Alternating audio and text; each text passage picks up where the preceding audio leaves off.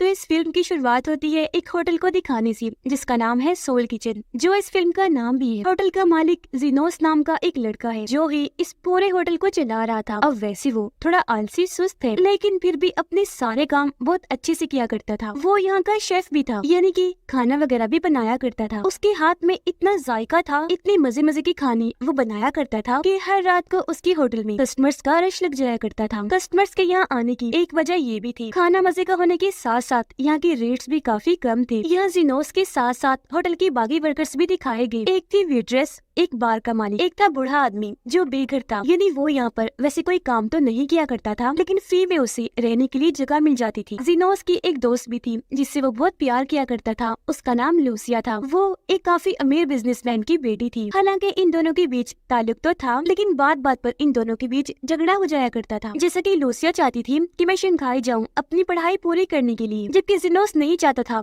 कि वो वहाँ पर जाए। अब एक रात जीनोस जब होटल बंद करके अपने घर जा रहा था, तो यहाँ पर उसकी मुलाकात अपने बचपन के दोस्त से हुई। उसका दोस्त एक काफी बड़ा इन्वेस्टर बिजनेसमैन था, जिस वजह से जाहिर है वो काफी अमीर था। यहाँ पर वो जीनोस को अपने बारे में बताकर फिर उसके बारे में पूछता है कि तुम क्या करते हो। जब जीनोस बताता है कि मैं एक होटल का मालिक हूँ, अपने पूरे होटल को मैं ही चला रहा हूँ। ये सुनकर उसका दोस्त इन्वेस्टर कहता है, अच्छा ठीक है, मैं कभी तुम्हारे होटल में चक्कर लगाऊंगा। ये कहकर वो यहाँ से चला जाता है। अगली रात को जीनोस एक काफी बड़े होटल में गया, क्योंकि यहाँ पर लूसिया और उसकी पूरी फैमिली रात के खाने के लिए आए हुए थे। उन्होंने जीनोस को भी बुलाया था। ये होटल काफी अच्छा और महंगा था। अब शुरू में तो सब कुछ ठीक रहता है, लेकिन फिर किसी बात को लेकर जीनोस और लूसिया की बहस होने लगती है। उनकी बहस से तंग आकर लूसिया की मोम दोनों पर चिल्लाती है कि चुप करके बैठ जाओ, आराम से खाना खाओ, जिस वजह से दोनों को झगड़ा खत्म करना पड़ता है। अब इसी होटल का एक दूसरा कस्टमर, जिसे खाना खास पसंद नहीं आता और उसे ठंडा भी लगता है, इसलिए वो शेफ को वहाँ पर बुलाकर उसे कहते हैं कि खाने में एक तो जायका नहीं है, ऊपर से ये ठंडा भी है, तो तुम मुझे कुछ और ला कर दे दो। लेकिन मास्टर शेफ, जो यहाँ का हेड शेफ होता है, वो ऐसा करने से साफ साफ मना कर देता है, क्योंकि वो थोड़ा घमंडी, अपनी मन मर्जी वाला इंसान था और उसे ये बात पसंद नहीं थी कि कोई मुझे ऑर्डर करे। पर कस्टमर जब ये बात ना मानकर उस पर चिल्लाता है, तो मास्टर शेफ को भी गुस्सा आ गया। वो चाकू को उसके टेबल में ही घुसा देता है। कहने लगा कि तुम चुपचाप खा लो ये जो तुम्हें खाने के लिए दिया गया है, ज्यादा नुक्स निकालने की जरूरत नहीं है। अब इस हंगामे की वजह से मैनेजर को मजबूरन वहाँ पर आना पड़ता है, और जब उसे सारी सूरत हाल के बारे में पता चला तो वो मास्टर शेफ को जॉब से ही निकाल देता है। अब जीनोस, जो काफी देर से ये देख रहा था, उसे ये चीज काफी मजे की लगती है, इसमें उसकी दिलचस्पी बढ़ी, इसलिए वो भी जल्दी से होटल से बाहर आ गया और वहाँ खड़े मास्टर शेफ से बात करने लगता है। वो उसे अपने होटल सोल किचन में जॉब की ऑफर करता है कि तुम मेरे होटल में काम कर लो, जिस पर मास्टर शेफ मान गया, लेकिन कहता है कि मैं जॉब के लिए कुछ दिन के बाद आऊंगा। रात को जीनोस और लूसिया एक दूसरे के साथ वक्त गुजार रही थी, क्योंकि अगली सुबह लूसिया शंघाई जाने वाली। वो जीनोस से यहाँ पर वादा करती है कि मैं हर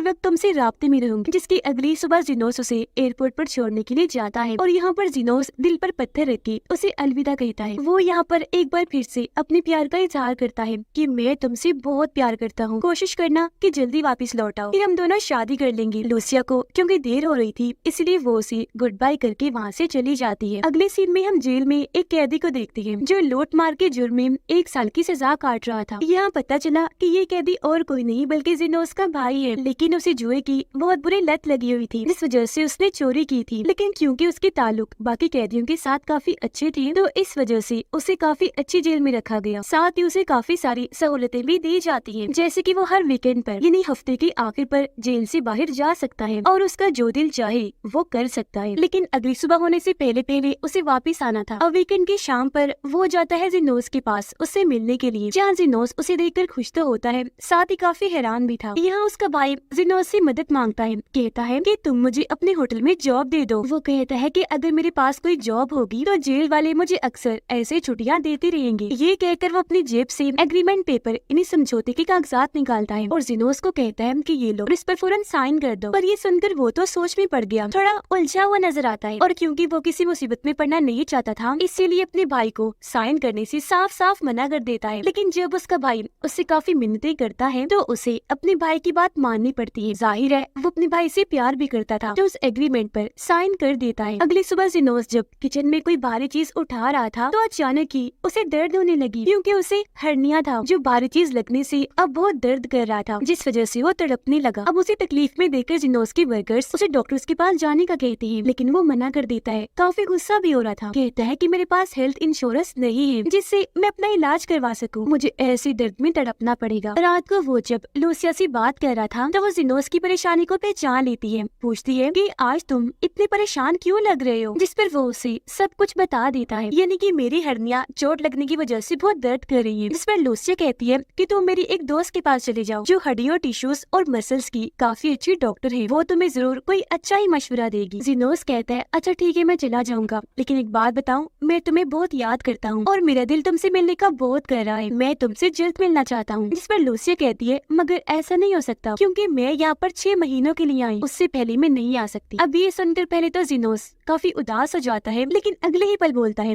तो फिर क्या हुआ, अगर तुम नहीं आ सकती तो मैं तुम्हारे पास आ जाता हूँ शंघाई। और अब अगले ही दिन जिनोस किताबों की दुकान से चाइना की बहुत सारी किताबें खरीदता है ताकि शंघाई की जुबान को सीख सके। जिसके बाद वो लूसिया की उसी दोस्त डॉक्टर के पास जाता है, जो उसका पहले तो काफी अच्छे से चेकअप करती है और फिर उसे मशवरा देती है कि तुम किसी सर्जन से फौरन ऑपरेशन करवा लो, वरना तुम्हारा ये मसला बढ़ भी सकता है। लेकिन जिनोस हेल्थ इंश्योरेंस न होने की वजह से ऐसा नहीं कर सकता था। वो डॉक्टर को कहता है कि कोई बात नहीं, मैं कुछ टाइम के लिए ये दर्द बर्दाश्त कर लूंगा। ये सुनकर डॉक्टर उसे कुछ एक्सरसाइजेस सिखाती है, यानी कि वर्जिश, ताकि जिनोस ये रोजाना करे और दर्द से बच जाए। अगले दिन मास्टर शेफ आखिरकार जिनोस के होटल आ ही जाता है। सबसे पहले वो यहाँ का मेन्यू चेक करता है, यानी कि खानों की लिस्ट की जिनोस की होटल में कौन कौन से खाने हैं। लेकिन यहाँ का मेन्यू देखकर उसे काफी मायूसी होती है, क्योंकि ये मेन्यू उसे बिल्कुल भी पसंद नहीं आया था। वो मेन्यू फेंक कर मारता है और जिनोस को कहता है कि मेरे नजदीक ये सब कुछ कूड़ा कबाड़ है, तो मैं ये कचरा बिल्कुल भी नहीं पकाऊंगा, मैं खुद ही अपना मेन्यू बनाऊंगा। लेकिन जब जिनोस ने ऐसा करने से मना कर दिया तो मास्टर शेफ चुपचाप वहाँ से चला जाता है। पर तकलीफ की वजह से क्योंकि जिनोस खाना बनाने की हालत में नहीं था, तो मजबूरन उसे मास्टर शेफ की बात माननी ही पड़ती है। दोनों बातें कर ही रही थी कि तभी यहाँ पर टैक्स ऑफिसर्स आ जाते हैं। फीमेल टैक्स ऑफिसर जिनोस को कहती है कि तुम्हारा टैक्स बहुत ज्यादा ही हो गया है, जो कि तुम्हें अभी के अभी देना होगा। लेकिन क्योंकि उसके पास देने के लिए कोई पैसे नहीं थे, तो टैक्स ऑफिसर उसका म्यूजिकल सिस्टम वहाँ से उठाकर अपने साथ ले जाती है, जिस वजह से होटल की वर्कर्स को खुद ही वहाँ पर गाना गाना पड़ता है। अब इस रात होटल में बहुत सारे कस्टमर्स आते हैं जो पहले भी यहाँ पर आया करते थे, लेकिन जब उन्हें ये बात पता चलती है कि यहाँ के मेन्यू को बिल्कुल ही बदल के रख दिया गया है, तो उन्हें काफी बुरा लगा। वो चिढ़ जाते हैं, वो यहाँ पर पहले वाले खानों की डिमांड करने लगती है। लेकिन मास्टर शेफ सब कस्टमर्स के सामने ही उन खानों को बनाने से साफ साफ मना कर देता है, जो सुनकर सभी कस्टमर्स को काफी बुरा लगा और वो एक साथ ही उठकर वहाँ से चले जाते हैं, जिससे पूरा होटल खाली हो गया। अब ये देखकर जिनोस को बहुत बुरा लगता है, उसे काफी गुस्सा भी आ गया, इसलिए वो अपने सभी वर्कर्स को अपने अपने घर जाने के लिए कह देता है। और क्योंकि उसके होटल में कोई भी कस्टमर नहीं था, तो उसने होटल को भी बंद कर दिया था। एक तो होटल की टेंशन थी और दूसरा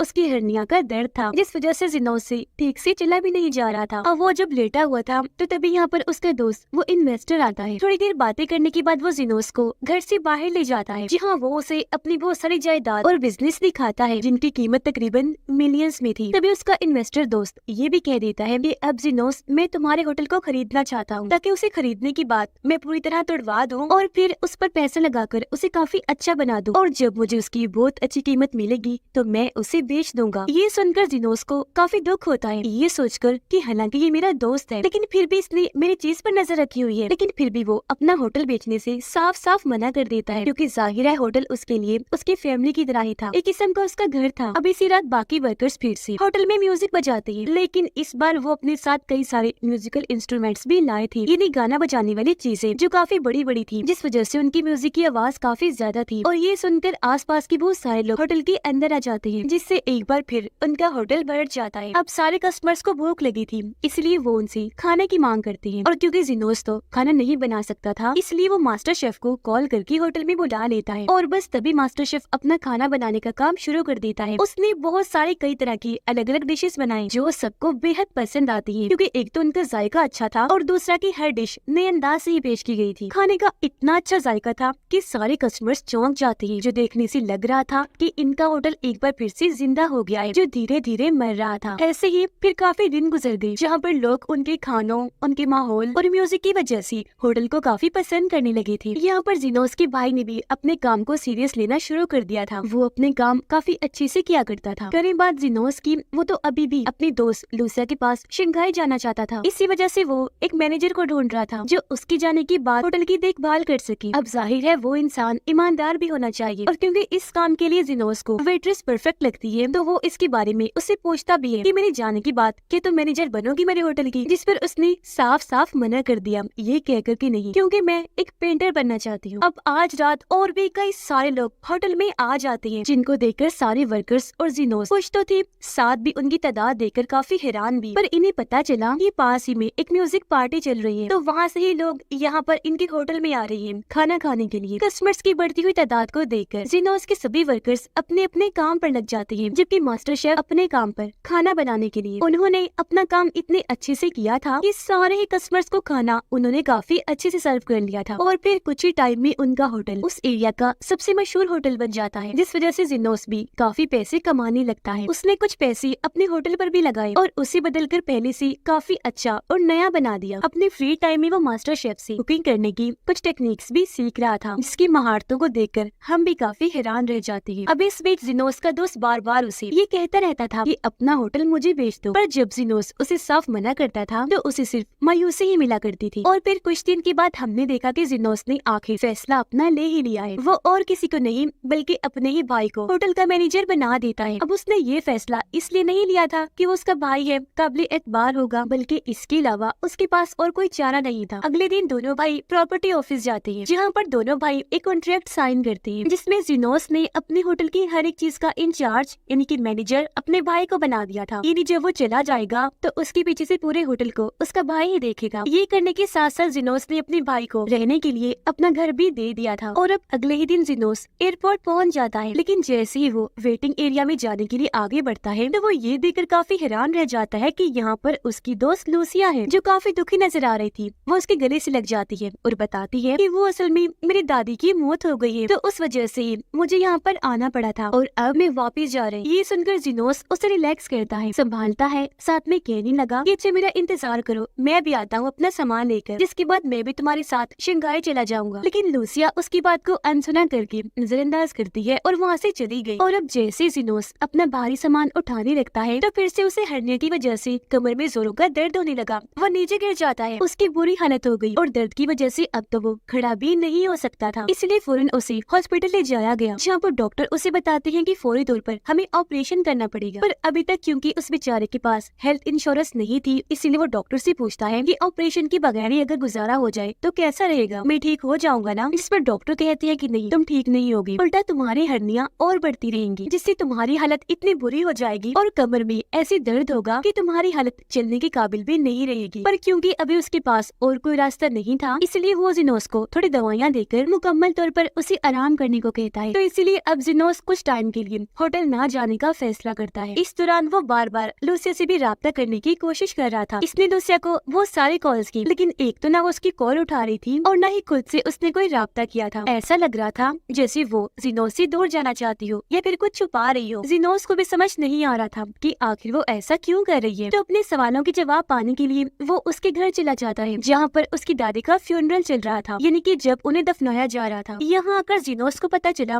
कि आखिर लूसिया मेरे साथ ऐसा क्यों कर रही है। वो दरअसल अब किसी और के साथ ताल्लुक बना चुकी है और उन दोनों को साथ देकर जिनोस को काफी गुस्सा आ जाता है। वो पहले तो काफी चिल्लाता है, जिसके बाद उस आदमी पर हमला कर देता है, जिससे वहाँ पर हलचल मच जाती है। काफी तोड़ फोड़ हुई, जिससे ताबूत भी नीचे जाकर गिरता है और ये सारी सूरत हाल देखकर वहाँ के लोग काफी घबरा जाते हैं। होटल में जिनोस का भाई होटल को काफी अच्छे से चला रहा था, सब कुछ ठीक चल रहा था, लेकिन तभी यहाँ पर मुसीबत बनाने जिनोस का दोस्त इन्वेस्टर आ जाता है और वो जिनोस के भाई को कार्ड खेलने के लिए चैलेंज करता है। जहाँ पहले तो कुछ गेम्स में जिनोस का भाई जीत जाता है, तो उसे लगने लगता है कि आज मेरी किस्मत मेरा साथ दे रही है। तो इसीलिए अब वो बेट्स पर शर्तों पर खेलने लगा, यानी कि जुआबाजी, जिसमें अब वो हारने लगा था। ऐसे ही फिर हारते हारते वो 1 लाख यूरो के कर्जे में फंस जाता है, जो वो एक ही सूरत में अदा कर सकता था कि अगर वो जिनोस का ये होटल उसके दोस्त इन्वेस्टर के हवाले कर दे, जिससे साफ जाहिर हो जाता है कि ये सब कुछ उस चालाक इन्वेस्टर का पहले से बनाया हुआ प्लान था। जिसके बाद ये दोनों प्रॉपर्टी ऑफिस गए और इन्हें एग्रीमेंट पर साइन करना पड़ता है, जो करने के बाद वहाँ बैठा ऑफिसर इन्हें बताता है कि अगले हफ्ते से इस होटल का मालिक ही इन्वेस्टर बन जाएगा। अब अगले दिन दिखाया गया कि आखिर जिनोस वापस आ ही गया है, जहाँ उसे होटल के बारे में ये बुरी खबर पता चलती है। उसका का दिल टूट जाता है। उसे काफी बुरा लगा तो वो अपने भाई पर काफी चिल्लाता है, लेकिन फिर वो खुद पर कंट्रोल करता है क्योंकि उसे इतनी तकलीफ हो रही थी कि कुछ भी करने की अब उसमें हिम्मत नहीं थी। लेकिन फिर भी दोनों भाई जैसे तैसे इन्वेस्टर के ऑफिस में घुसने की कोशिश करते हैं ताकि वो कॉन्ट्रैक्ट पेपर को चोरी कर सके, जिससे ये समझौता कैंसिल हो जाए और इनका होटल वापस मिल जाए। थोड़ा ढूंढने के बाद आखिर इन्हें वो कॉन्ट्रैक्ट पेपर मिल ही गया। लेकिन जब वो यहाँ से भाग रही थी तो तभी यहाँ पर पुलिस आ जाती है। पुलिस को देखकर जिनोस का भाई तो वहाँ से भागने लगता है, लेकिन जिनोस की हालत ऐसी थी कि भागना तो दूर की बात, उससे तो हिला भी नहीं जा रहा था, जिस वजह से ये दोनों भाई बेचारे पकड़े जाते हैं। कुछ दिन के बाद दिखाया गया कि जिनोस को छोड़ दिया जाता है, जबकि उसके भाई को अपने पिछले जुर्मों की वजह से 10 साल की और सजा हो जाती है। इसलिए वो दोनों भाई बाहरी दिल से एक दूसरे को अलविदा कहते हैं, जिसके बाद जिनोस जेल से चला जाता है। अब अगले दिन जिनोस अपने कमर के दर्द के लिए एक ऐसे डॉक्टर के पास जाता है जो जिस्म को हिलाकर अजीब तरह से लोगों का इलाज किया करता था, जो तरीके बहुत ही भयानक हुआ करते थे। अब जब जिनोस वहाँ पर गया तो वो काफी डर जाता है, आगे ही नहीं बढ़ पाता, जिस पर लूसिया की दोस्त वो डॉक्टर जो अब जिनोस की दोस्त बन गई थी उसकी हौसला अफजाई कर सकती है कि डरो नहीं, हिम्मत से काम लो और देखना एक ही मिनट में तुम बिल्कुल ठीक हो जाओगे। तो वो डॉक्टर पहले जिनोस को जमीन पर लिटाता है और फिर उसके कमर को पैरों को